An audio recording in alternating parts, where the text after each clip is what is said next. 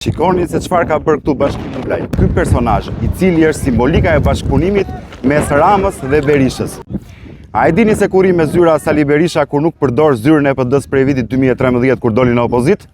Te zyrat e Bashkim Ulajt, i cili ka qenë biznesmeni i tij i preferuar për tendera dhe pazare të tjera gjatë periudhës kur Berisha ishte në pushtet. A e dini se kush ka përfituar më shumë koncesione nga Edi Rama pas vitit 2013?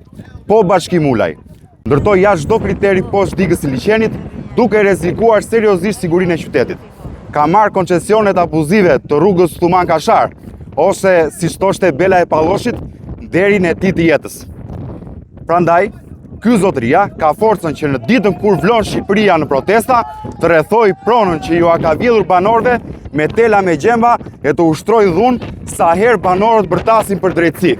Sot jam këtu për të rrëzuar këtë gardh së bashku me banorët e Rjollit, sepse ky këtu nuk është thjesht gardhi i pronave të Rjollit, por është gardhi i pushtetit Rama Berisha. Rama Hamburg, Berisha Hamburg, dhe shihemi sot në darkë më të shumtë.